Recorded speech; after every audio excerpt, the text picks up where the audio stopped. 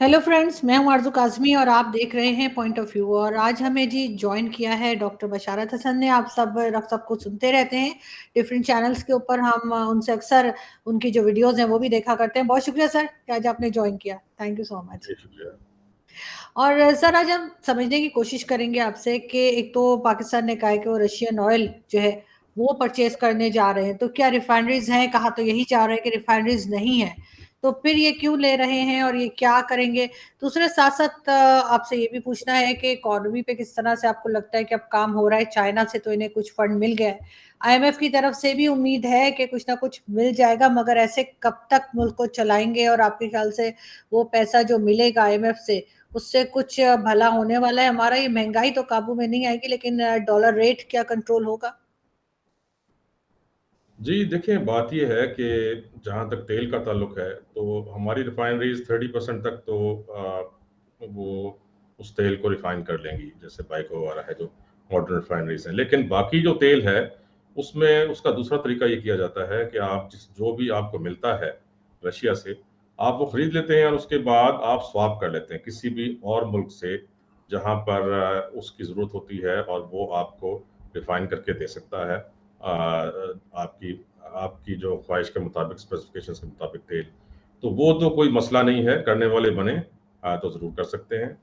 और दूसरा जो आपका सवाल है इकोनॉमी के बारे में, तो देखिए बात ये है कि अ, सिर्फ बिलियन डॉलर उसने देना है। $1 बिलियन आईएमएफ से लेने के लिए वो आप पर ऐसी शर्तें लगा रहा है कि आप चाइना से किसी किस्म का कोई लोन नहीं लेंगे, आप ये नहीं करेंगे, आप बिजली के रेट्स इतने बढ़ा दें, आप गैस के इतने बढ़ा दें, आप जो है मुल्क का बेड़ा गर्क कर दें, आप अपने रुपए को इस तरह गिरा दें कि जो किसी भी काबिल ना रहे।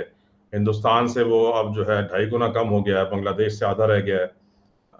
कोई हमारी इकोनॉमी इतनी गई गुजरी इकोनॉमी तो नहीं है। देखें, सिर्फ ये $1 अरब दे रहे हैं और उसके साथ इतनी शर्तें लगा रहे हैं, जबकि जो ओवरसीज पाकिस्तानीज हैं वो $32 बिलियन एक साल में आपको भेजते हैं। तो जब $32 अरब वहां से आते हैं और इतनी ही तकरीबन आपकी एक्सपोर्ट्स हैं, तो ये $1 अरब के पीछे आप क्यों इस तरीके से, मैं तो कहता हूँ, ब्लैकमेल हो रहे हैं? क्यों? आखिर कौन आपके ऊपर दबाव डाल रहा है कि आपने आईएमएफ के प्रोग्राम में जरूर जाना है? आप लात मारें, इसको दफा करें और आप जो है अपने ऊपर भरोसा करें, आप अपनी इंपोर्ट्स को कम करें।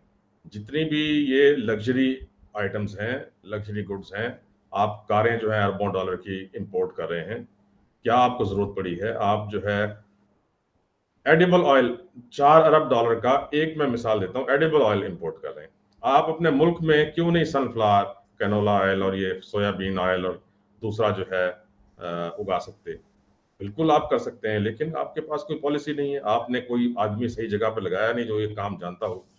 $4 अरब आप फेंक देते हैं पाम ऑयल की एक्सपोर्ट इंपोर्ट पर, और उसके बाद इसी तरीके से $20 अरब का आप जो है ये फ्यूल इंपोर्ट करते हैं, जो कि आपके गाड़ियों के काम आता है, आपके पावर प्लांट्स में काम आता है। आप क्यों पावर प्लांट्स जो है इंपोर्टेड फॉसिल फ्यूल पर लगाते हैं? आपके पावर प्लांट्स बहुत अच्छी तरह काम कर सकते हैं on alternative and renewable energy, on nuclear energy, on biomass energy. आप क्यों जाते हैं इंपोर्टेड कोल की तरफ, इंपोर्टेड एलएनजी की तरफ, इंपोर्टेड फर्नेस ऑयल की तरफ, जिस पर आप $20 अरब साल का, वो लोग जो बेचारे ओवरसीज पाकिस्तानी मेहनत करके कमा के बेचते हैं, उड़ा देते हैं? आप यही पावर जो है विंड एनर्जी के जरिए बनाएं, जिसके मैंने पाकिस्तान में अल्टरनेटिव और रिन्यूएबल एनर्जी के 7,500 मेगावाट्स के प्रोजेक्ट शुरू कराए हुए हैं पाकिस्तान में, जिसमें 35% कंप्लीट होकर ग्रिड को बिजली दे रहे हैं। लेकिन आपने उस डिपार्टमेंट को खत्म कर दिया जो अल्टरनेटिव एनर्जी डेवलपमेंट बोर्ड था। आपका उस तरफ ध्यान ही नहीं है। आप जो है सिर्फ कर्जा लेना चाहते हैं, कर्जा लेकर उसको उड़ाना चाहते हैं इंपोर्ट्स पे, उन इंपोर्ट्स पर, गैस पर, एलएनजी पर, फर्नेस ऑयल पर और इंपोर्टेड कोल पर, क्योंकि उसमें कमीशंस और किकबैक्स आपको मिलते हैं। पॉलिटिशियंस भी शामिल हैं, ब्यूरोक्रेट्स भी शामिल हैं, उसमें बिजनेसमैन भी शामिल हैं। एक बहुत बड़ा माफिया है। पहले सिर्फ एक ऑयल माफिया होता था, अब मुल्क में एक एलएनजी का भी जो है वो बन गया है माफिया, एक इंपोर्टेड कोल का भी माफिया बन गया है। ये जो इंपोर्टेड फॉसिल फ्यूल माफिया है, ये आपको पनपने नहीं देता। आपका सर्कुलर डेट 2.8 ट्रिलियन हो चुका है पावर सेक्टर का, और तकरीबन 1.6 जो ट्रिलियन है वो आपका गैस का हो चुका है इस एलएनजी की वजह से। क्यों आप एलएनजी की तरफ जाते हैं? देखें, अगर आप ईरान से गैस लें, ईरान से ऑयल लें, आपके साथ लगती है उसकी सरहद, वहां से पाइपलाइन के जरिए गैस आ सकती है, पाइपलाइन के जरिए आपको ऑयल आ सकता है। तो आप क्यों उस तरफ नहीं जाते, क्यों कोशिश नहीं करते, यूएन से बात नहीं करते, आप दूसरे मुल्कों से बात नहीं करते कि इस वक्त पूरी दुनिया में एक एनर्जी क्राइसिस है, हमें कहीं और से अवेलेबल नहीं है सस्ता, और हम अफोर्ड नहीं कर सकते, हमें इजाजत दी जाए कि हम ईरान से ये तेल लें, वाटर ट्रेड करें, आप उनको जो उसके बदले में चावल दें और जो चीज़ उनको चाहिए पाकिस्तान से उसको दें, उसके बदले में उनसे तेल लें, उनसे गैस लें। इस तरीके से आप जब मैं मेरे पास जो हमारा ग्रुप है ऑल्टरनेटिव एनर्जी स्पेशलिस्ट का, जो कि पाकिस्तान में है, ऑस्ट्रेलिया में है, अमेरिका में है, यूरोप में है, इंग्लैंड में है, उन सब के पास ऐसी टेक्नोलॉजीज हैं कि आपको अल्टरनेटिव गैस दे सकते हैं, एलएनजी की आपको जरूरत नहीं होगी, ऑल्टरनेटिव आपको पेट्रोल दे सकते हैं, ऑल्टरनेटिव आपको डीजल दे सकते हैं, ऑल्टरनेटिव गैस दे सकते हैं आपको। और ये गैस इतनी जरूरी है आपके लिए कि आपका खाद के कारखाने आपके नहीं चल सकते, आपकी जो है तमाम पैदावार, ज़रूरी पैदावार मुतासर होगी पूरी तरह अगर आपके पास गैस नहीं होगी। आपके कारखाने दूसरे नहीं चल सकते, हर कारखाने को जरूरत होती है गैस की। आपकी जो है खाने पकाने के लिए और घरों को गर्म रखने के लिए हर घर में गैस की जरूरत है। तो ये सारी जो रिक्वायरमेंट्स हैं ये आप पूरी कर सकते हैं थ्रू ऑल्टरनेटिव गैस और ऑल्टरनेटिव इलेक्ट्रिसिटी। लेकिन आप जो है वो right man at the right job लगाते ही नहीं, आप ब्यूरोक्रेट्स के जरिए काम करना चाहते हैं। अब देखें, आपने ब्यूरोक्रेट एक हेड लगाया था नीलम झेलम प्रोजेक्ट का, जिस जो इंजीनियर भी नहीं था, आपने सारा उससे इंप्लीमेंट करवाया। नतीजा देख लें कि इस वक्त वो जो है 968 जो मेगावाट है मगर उसका प्लांट बंद पड़ा हुआ है। सर अब तो गवर्नमेंट चेंज हो गई, पहले तो इमरान खान की गवर्नमेंट थी, अब नई गवर्नमेंट जो आई है उसमें भी आपको लगता है कि कोई बेहतर काम होगा, या ये भी वही सारी गलतियां दोहरा रहे हैं? देखिए जी, ये गलतियां तो इनकी ही शुरू की हुई है ना, जो imported fossil fuel based plants लगाए इन्होंने ही लगाए हैं। लेकिन ये है कि अब उस गलतियों से सीखना चाहिए। अब इनके पास पैसे नहीं है, प्लांट्स लगा दिए हैं लेकिन एलएनजी खरीदने के पैसे नहीं है, कोल खरीदने के पैसे नहीं है, ऑयल खरीदने के पैसे नहीं है। जब पैसा ही नहीं है तो वो प्लांट्स बंद पड़े, जब वो प्लांट्स बंद होंगे तो आपको कैपेसिटी पेमेंट्स देने पड़ेंगे उन पावर प्लांट्स आईपीपीज के हेड्स को, क्योंकि उनके साथ मुआहदे ऐसे किए हुए हैं कि बिजली आप खरीदें ना खरीदें आपने उनको पैसे देने। तो जब आप मतलब मुल्क को आप दिवालिया करने की तरफ इस तरीके से लेकर जा रहे हैं, तो आपकी इकोनॉमी जो है उसका बेड़ा गर्क होना ही है, आपके मुल्क ने बैंक्रप्सी की तरफ जाना ही है। जब आपका पावर सेक्टर जो है वही सारा आपको खा जाएगा, आपकी इंडस्ट्री चलने नहीं देगा, आपके डोमेस्टिक जो रिक्वायरमेंट्स उनको पूरी नहीं होने देगा, और सर्कुलर डेट आप पर चढ़ाता चला जाएगा, इतना ज्यादा हो जाएगा कि आप उसको वापस नहीं कर सकेंगे। और यही चीजें जो है इनको रोकने की जरूरत है। आपको इंपोर्ट्स जो है लग्जरी गुड्स की, जैसे मैंने पहले कहा, आपको उसको रोकने की जरूरत है। जब आपका इस चीज में बैलेंस हो जाएगा कि आपकी इंपोर्ट्स कम होंगी, एक्सपोर्ट ज्यादा होंगी, आपकी इकोनॉमी जो है आपके काबू में आ जाएगी। मगर सर इनको क्यों ये बात समझ में नहीं आ रही, ये बार बार यही गलतियां क्यों कर रहे हैं? इनके पास जो एक्सपर्ट्स हैं, क्या उनमें से कोई ये नहीं देख पा रहा कि जो चीज आप बता रहे हैं उसके ऊपर काम किया जाए, उस तरह से कोई स्टेप लिया जाए?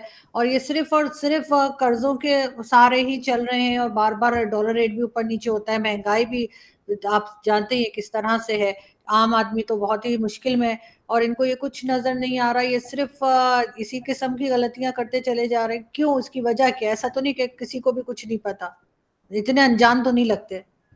देखिए, बात ये है कि अब जो हुकूमत आई है ये इंडस्ट्रियलिस्ट हैं सारे, इनको पता है कि पैसे कैसे बनाना है, इंडस्ट्री के जरिए पैसा कैसे बनाना है और तरीकों से पैसा कैसे बनाना है।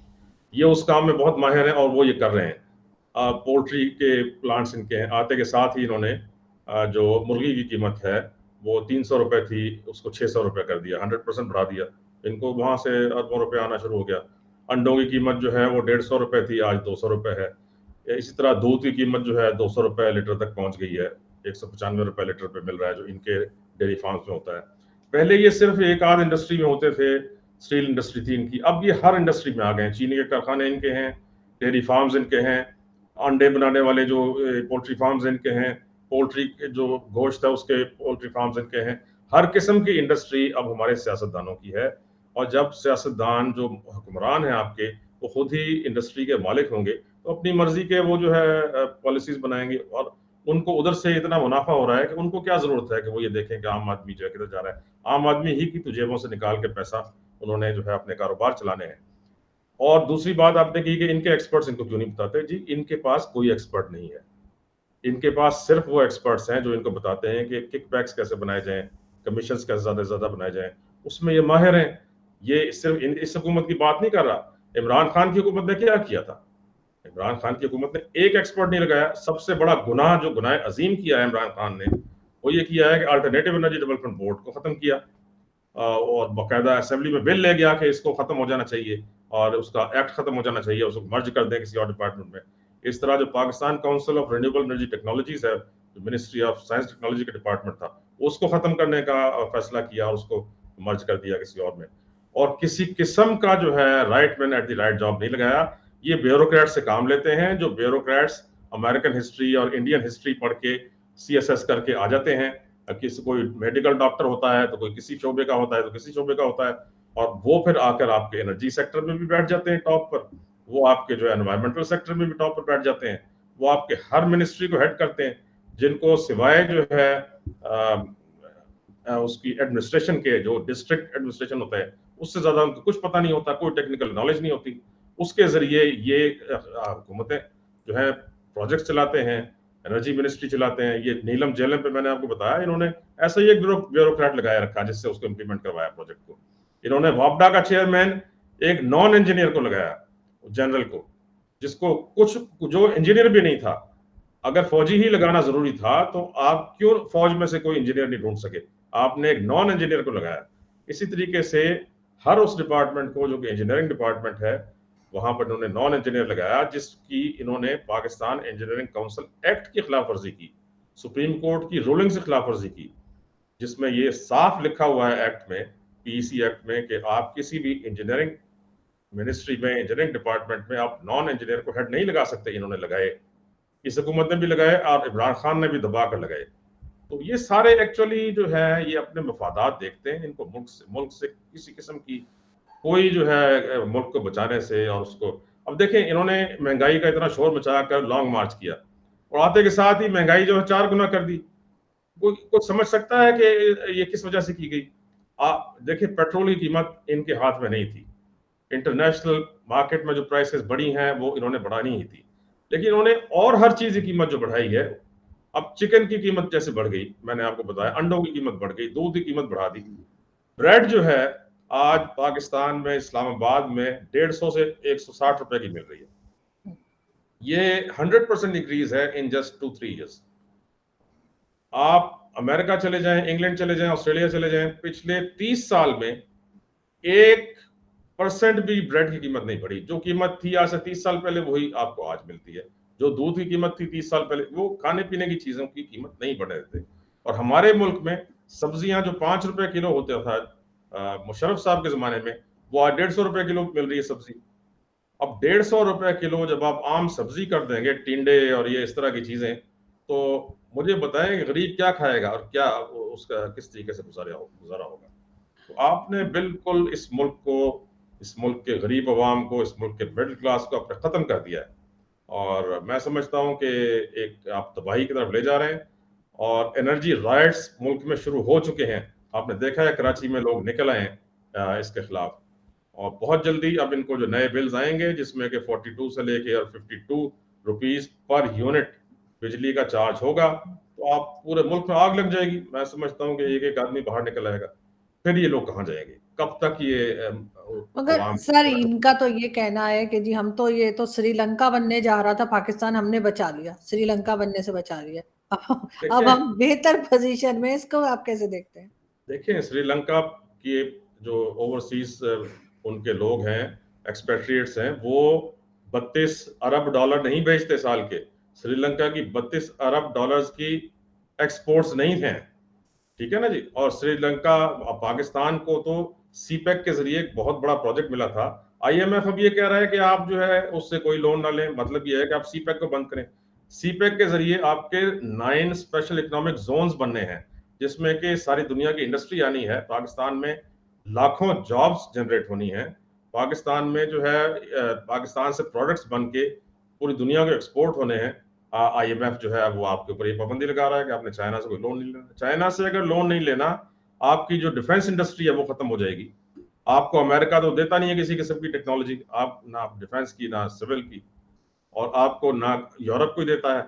आपके पास एक ले देकर चाइना रह गया है, जो आपको लोन्स भी देता है, आपको इमदाद भी देता है, आपको टेक्नोलॉजी भी देता है, आपको ट्रेनिंग भी कराता है, और आपका सबसे बड़ा जो है इम्पोर्ट पार्टनर भी है, एक्सपोर्ट पार्टनर भी है, टेक्नोलॉजी ट्रांसफर भी करता है और पैसे भी देता है। अब ऐसे मुल्क को वो चाह रहे हैं कि उसके साथ आपके ताल्लुकात खत्म हो जाएं, आप उससे लोन ना लें। सिर्फ $1 अरब के जो टॉफी दिखाकर आपको, और वो जो है सारा आपके जो ट्रेड है चाइना के साथ वो खत्म करना चाह रहा है। और अगर आपने चाइना से जो है खत्म कर दी, तो फिर मैं समझता हूँ कि पाकिस्तान का तो मुस्तकबिल ही कोई नहीं है। सर कौन सी ट्रेड? चाइना ने तो सब कुछ गिरवी रखा हुआ है हमारा, सब कुछ तो मॉर्गेज कर दिया है, चाहे मोटरवेज हो, चाहे एयरपोर्ट्स हो, चाहे बिल्डिंग्स हो, हर चीज तो चाइना के हवाले कर दी है इन्होंने पैसे लेने के लिए। और सी पैक प्रोजेक्ट भी बंद पड़ा हुआ है काफी टाइम से।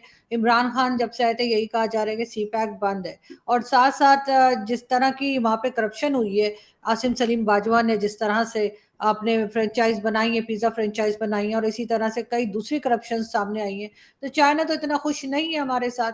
उसको तो यही लग रहा है कि वो पैसा कैसे वापस करेगा जो उसने अपने लोगों से लगवाया है, क्योंकि गवर्नमेंट ऑफ चाइना ने गारंटी ली थी कि अपने लोगों से जिनसे पैसा लगवाया था कि जी वापस आएगा पैसा, लेकिन वो तो हम खा पी गए। तो उसमें चाइना का क्या कसूर है? लेकिन साथ साथ यही है कि चाइना कोई हमारा दोस्त भाई या इस तरह का कुछ नहीं जो कहा जाता है। वो बिजनेस कर रहा है और उसमें उसको घाटा हो रहा है। देखिए, चाइना जो है बिजनेस कर रहा है, बिल्कुल ठीक है, लेकिन कोई और क्यों नहीं करता आपके साथ बिजनेस? अमेरिका आपको किसी किस्म की कोई टेक्नोलॉजी नहीं देता, चाइना आपको डिफेंस की टेक्नोलॉजी दे रहा है, आपको स्पेस टेक्नोलॉजी दे रहा है, आपको जो है मिसाइल टेक्नोलॉजी दे रहा है, आपको हेल्प कर रहा है, न्यूक्लियर पावर प्लांट्स उसने बना कर दिए हैं, सीपेक जो है वो बना रहा है। इमरान खान की हुकूमत ने जब से ये यहाँ से गया था और जाके इन्होंने ट्रंप के साथ जो है वो दोस्ती बढ़ाई थी, आ, उसके बाद से इन्होंने चाइना के साथ सर्द मोहरी दिखाई और चाइना के प्रोजेक्ट्स को एक सर्द खाने में डाल दिया। सीपेक जो है उसके ऊपर कोई तरक्की नहीं हुई जितने अरसे इमरान खान रहे। अब ये है कि जरूर चाइना नाराज है, इसलिए नाराज है कि देखें, आप इंटरनेशनल एग्रीमेंट्स करते हैं, उन एग्रीमेंट्स की को आपको न पूरा करना होता है। जैसे मैंने कहा, सीपेक के साथ आपके 9 स्पेशल इकोनॉमिक जोन्स बनने हैं, जिसमें से 3 बन चुके हैं। आपने वहां तक जो है बिजली नहीं पहुंचाई, आपने वहां तक गैस नहीं पहुंचाई, फिर गवादर का इतना बड़ा प्रोजेक्ट जो है चाइना कर रहा है, ये एक डीप सी पोर्ट है। आपका आप तस्वुर नहीं कर सकती कि आपके मुल्क की तकदीर बदल सकती है। आपको तो मिन्नतें करते हुए चाइना के पास जाना चाहिए, जो कहते हैं वो मानना चाहिए। देखें, ये आपकी जो आप गिरवी रखने की बात कर रही हैं, ये इनके जमाने से, इसाक डार साहब के जमाने से शुरू हो गया था। और कौन सा मुल्क है जो आपको पैसे देने को तैयार है? कोई आपको पैसे, अमेरिका आपको एक पैसा देने को तैयार नहीं है। सऊदी अरब जो है वो लोन देता है, वो उसके ऊपर भी वो सूद लेता है। इस तरह यूएई ने अगर $1 अरब डाल दिया, तो उधर से चाइना आपके लिए सब कुछ करने को तैयार है।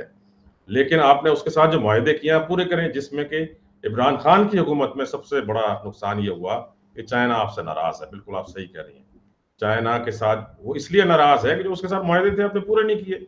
अगर आप उस स्पीड से चलते जिस स्पीड से आपको चलना चाहिए था, और आप उनके लोगों को सिक्योरिटी भी आपने प्रोवाइड करनी है, तो ये सारी चीज जब आप करें और उनके लोगों को सिक्योरिटी प्रोवाइड करें, उनको जो है उनके प्रोजेक्ट्स भी वक्त पे मुकम्मल करें, तो मैं समझता हूं कि सिर्फ यही एक आपकी तरक्की का राज है।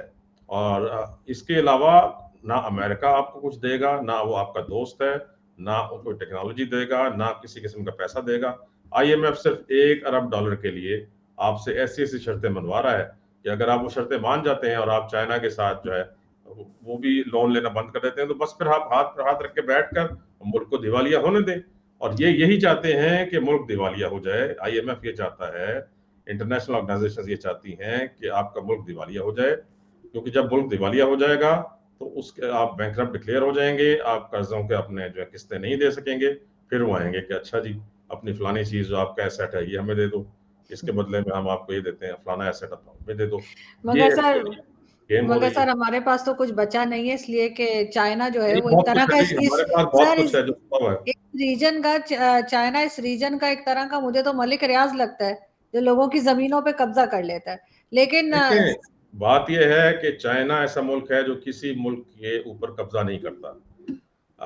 बरतानिया है, यूरोप है, इन्होंने नौआबादियाती निज़ाम कायम किया। इन्होंने जो है ना मुल्कों पर कब्ज़े किए और उनको जो है सारी उनकी दौलत ले गए अपने मुल्क में और उनको जो है गुलाम बना के रखा उन कामों में। चाइना ने किसी मुल्क के साथ ये नहीं किया, इसकी तारीख में नहीं है।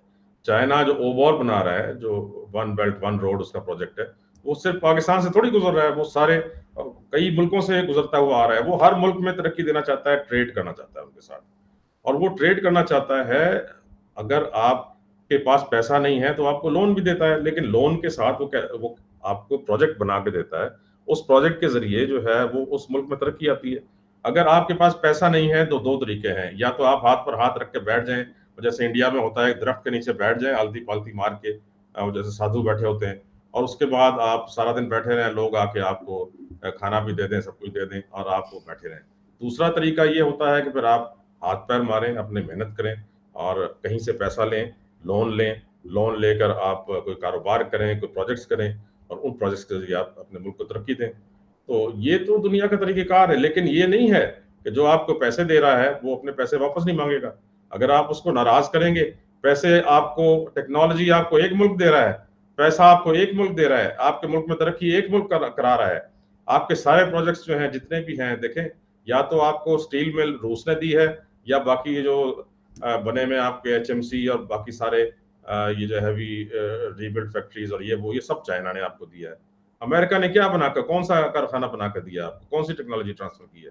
सर अब हमने एक मुल्क जितना आपको टेक्नोलॉजी भी दे रहा है, पैसा भी दे रहा है, मैन पावर भी दे रहा है, हर किस्म की चीज कर रहा है आपके साथ, आपकी गवादर पोर्ट डेवलप कर रहा है, जो डीप सी पोर्ट है, जिसके बाद यहाँ का नक्शा बदल जाएगा इस इलाके का, सारा जो इस रीजन का। तो उसी को आप जो है नाराज कर दें, नाराज इसलिए कर दें कि उधर से अमेरिका पुचकारता है और वो ट्रंप जो है वो हाथ मिला लेता है, तो ये जो है उसके खैर पीछे लग जाते हैं। और सर मुझे दूसरा तो जो है आता है जी बाइडन, वो इनको फोन नहीं करता, तो ये कहते हैं कि तुम तो साजिश कर रहे हो मेरे खिलाफ। उस ये मिन्नतें करते रह गए पिछले, जब तक ये रहे हुकूमत में, कि वो एक टेलीफोन कर ले इनको। उसने इनको टेलीफोन नहीं किया, तो ये तो इनकी औकात है। जब उसने टेलीफोन नहीं किया तो उसी पर इल्जाम लगाना शुरू कर दिया कि ओ तुमने तो मेरी हुकूमत ही हटा दी। नहीं। खैर सर मुझे तो खैर ये लगता है कि वो जो आप साधु की बात कर रहे थे, तो खैर वो साधु किसी का नुकसान नहीं करता, लेकिन हमारी पार्लियामेंट में ऐसे साधु बैठे हुए हैं जो, पता नहीं मुझे साधु कहना भी चाहिए या नहीं, लेकिन ये किस किस्म के लोग हैं जो सिर्फ चाहते हैं कि इधर उधर से कर्जा आ जाए, और चाइना को इन्होंने अब बहुत चीजें मॉर्गेज कर दी हैं, वापस लेने की इनकी हैसियत नहीं है। और अमेरिका की जहां तक बात है, अमेरिका को हमने बहुत दिन बेवकूफ बनाया है। हम जो वॉर ऑफ टेरर के नाम पे उनसे पैसा लेते रहे और साथ हम देते रहे तालिबान का। अब ये कोई ढकी छुपी बात नहीं है, अमेरिका को समझ आ गई है। लेकिन ये कहना कि चाइना सिर्फ दोस्त है और बहुत अच्छा कर रहा है हमारे साथ, मुझे मुझे नहीं लगता, क्योंकि चाइना के साथ भी हम देखिए, मुसीबत में फंसते चले जा रहे हैं। अमेरिका के मैं आपको बताऊं ना, अमेरिका जो है, ये आपने वॉर ऑन टेरर की बात की, क्या वो हमारी वॉर थी? ये जो सोवियत यूनियन के खिलाफ हमने वॉर की, हमारी वॉर थी। सोवियत यूनियन को हमने खत्म किया है, और अमेरिका के कहने पर किया है। अमेरिका की वजह से पाकिस्तान में कलशनकोव कल्चर आया, पाकिस्तान के गली कूचों में खून बहा, पाकिस्तान के हजारों जो है फौजी और सिविलियन जो है वो कत्ल हुए। अमेरिका की वॉर हमने लड़ी है। उनकी वॉर लड़ने के लिए अगर वो खुद आकर लड़ते, इससे 100 गुना ज्यादा डॉलर्स वो खर्च करते। अमेरिका ने तो कुछ भी नहीं दिया, हमारा मुल्क का बेड़ा गर्क करके यहाँ पे सारा टेररिज्म फैलाकर सर चला गया। हमने खुद किया है जैसे ना। ही सर मैं जो आपको बताऊं जनरल्स ना, यहाँ बैठे थे, आप हिलरी जिन्होंने हिलरी पैसे पकड़े हैं, आप उनकी बात मैं कीजिए। बता रहा हूँ ना, जी हिलरी क्लिंटन की आप एक तकरीर सुने, जिसमें वो खुद एतराफ करती है कि पाकिस्तान ने सोवियत यूनियन को खत्म करने में, डिसइंटीग्रेट करने में हमारी बहुत हेल्प की, और उसकी उसी की वजह से हम कामयाब हुए, उसी की इंटेलिजेंस एजेंसी की वजह से हम कामयाब हुए सोवियत यूनियन को डिसइंटीग्रेट करने में। लेकिन जैसे ही वो कोल्ड वॉर खत्म हुई और सोवियत यूनियन टूटा, हमने पाकिस्तान को छोड़ दिया। जो प्रोजेक्ट्स पाइपलाइन में थे वो भी बंद कर दिए, और बिल्कुल यहां से लपेट के अपना यूएसएड का प्रोग्राम ही वापस चले गए। इनके वापस जाने के बाद फिर ये उसामा बिन लादेन आए और ये तखरीबकार आए। इन्होंने वो जो वैक्यूम था उसको फिल किया, और लोगों को ये कहा कि देखो वो तो वापस चले गए, अब हम तुम्हें पैसा देते हैं। एक पूरे तखरीबकारों का जो है ना एक सिलसिला तखरीबकारी का शुरू हुआ, और उसकी वजह से फिर ये हालात बने और पाकिस्तान को बिल्कुल फंसा दिया गया। और फिर जब उनके ऊपर हमला हुआ, फिर उनको फिर दोबारा पाकिस्तान याद आया, फिर यहाँ आ गए। वही मुजाहिदीन, जिनको मुजाहिदीन खुद अमेरिकन कहते थे, ये लफ्ज उन्होंने ईजाद किया था, वही मुजाहिदीन जो है वो इनके लिए दुश्मन बन गए, इनके लिए तालिबान बन गए, इनके दुश्मन बन गए और उन पर आकर उन्होंने बमबारी शुरू कर दी। मगर तो सर अमेरिका ने तो पाकिस्तान ने तो अमेरिका की जंग लड़ी है। वो तो पाकिस्तान को सही है तो ना सर। दिया ही कुछ नहीं। मगर सर पाकिस्तान ने पैसे पकड़े थे ना, वही पैसे उन्होंने किसी और को क्यों नहीं दे दिए? बांग्लादेश को दे देते, हिंदुस्तान को दे देते, बांग्लादेश किसी और कैसे? को दे देते, चाइना को, बांग्लादेश किसी को से दे क्या देते। कर अब दे हम देना, अब लड़े ना अपनी वॉर। हम तो बांग्लादेश तो पैसा अपनी पकड़ वॉर के लड़े। ये काम करते रहे और उसके बाद हम कहते हैं कि जी हमने वॉर ऑफ टेरर लड़ी है। हमने वॉर ऑफ टेरर नहीं लड़ी, हमने अपने लोग मरवाए हैं, पैसे पकड़ पकड़ के अपने आप को बेचा है हमने। हम ये बात कभी नहीं मानते। खैर सस्ता एनीवे बेचा है, बहुत सस्ता बेचा है। बिल्कुल ठीक। बहुत शुक्रिया सर कि आज आपने ज्वाइन किया, बहुत अच्छा लगा आपसे बात करके। उम्मीद है जल्दी आपसे फिर मुलाकात होगी। बहुत थैंक यू। शुक्रिया। Thank you.